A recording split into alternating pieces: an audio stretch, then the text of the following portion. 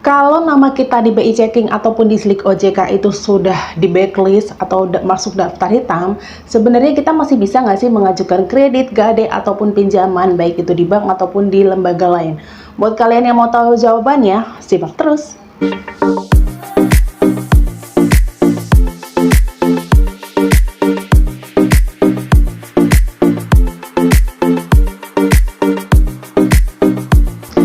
Assalamualaikum warahmatullahi wabarakatuh. Selamat datang kembali di Arimbi Channel. Masih bersama aku tentunya Mutiara Arimbi ya. Di video kali ini teman-teman, aku akan menjawab pertanyaan dari salah satu teman kita yang udah komen di kolom komentar di channel ini tentunya ya. Dimana beliau ini menanyakan, seandainya KTP kita pernah dipakai kawan dan itu rusak, apakah masih aman? Atau kata lainnya adalah, kalau KTP kita sudah rusak atau sudah masuk ke blacklist BI Checking, apakah masih bisa gade di Pegadaian ataupun di Pegadaian Syariah? Untuk mengetahui bisa apa tidaknya kita mengajukan gade atau pinjaman, kita harus tahu terlebih dulu nih, nama kita itu skor berapa di BI Checking.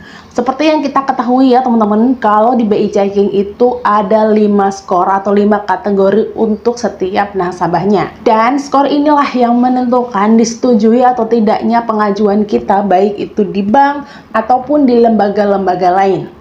Sedangkan cara untuk mengetahui skor berapa nama kita di BI Checking, di channel ini pun aku udah pernah share caranya ya teman-teman ya, tutorialnya. Kalian bisa nonton di video yang ini. Di situ aku udah jelasin lengkap, semuanya ada di situ. Kalian tinggal ikutin, kalian tinggal lakuin. Dari situ nanti kalian akan dapat email, akan dapat pemberitahuan skor berapa nama kalian di BI Checking.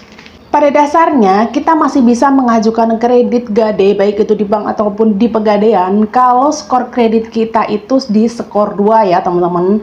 Tapi kalau ternyata kondisinya skor kredit kalian itu berada di skor 3, skor 4, atau bahkan di skor 5, kemungkinan untuk bisa mengajukan pinjaman, baik dengan cara gade ataupun pinjaman di bank lain, kemungkinan untuk bisa disetujui itu sangat kecil.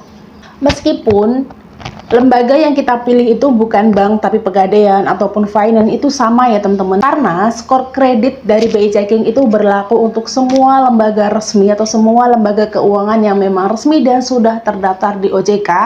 Itu akan tetap melalui proses BI Checking atau pengecekan skor kredit dari nama kalian. Dan solusinya pastinya hanyalah dengan cara membayar tunggakan kita ya teman-teman. Dengan begitu kita baru bisa mengajukan kredit, gade, ataupun pinjaman lain di bank ataupun di Pegadaian. Atau kalau ternyata pada saat kalian cek nama kalian di BI Checking atau di Slick OJK itu nama kalian nggak muncul ya teman-teman, itu bisa jadi kreditur atau tempat kalian mengajukan pinjaman itu tidak terdaftar di OJK, atau kita ambil contoh pinjaman legal ya teman-teman. Karena pinjaman ini tidak terdaftar di Slick OJK, pastinya nama kalian juga tidak akan tercatat di Slick OJK walaupun kalian punya tunggakan di pinjaman tersebut. Untuk kasus ini atau buat kalian yang ternyata sempat galbah di beberapa pinjol dan itu pinjaman ilegal, kalian masih bisa mengajukan pinjaman ataupun kredit baik itu di bank ataupun di lembaga-lembaga resmi lain yang terdaftar di OJK. Jadi teman-teman, untuk memastikan pengajuan kalian bakal diterima atau tidak, lebih baik kalian cek dulu nama kalian di Slick OJK seperti yang udah pernah aku kasih tahu caranya.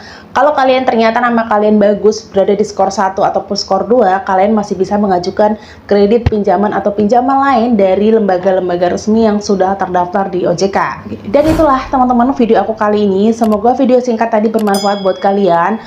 Dan sampai ketemu lagi di video aku selanjutnya. Wassalamualaikum warahmatullahi wabarakatuh.